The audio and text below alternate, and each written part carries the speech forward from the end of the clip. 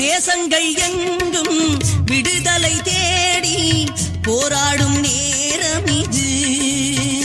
நம் தாகங்கள் தீரும், தாயகம் சேரும் தலைவனின் காலம் இது. தேசங்கள் எங்கும் விடுதலை தேடி போராடும் நேரம் இது.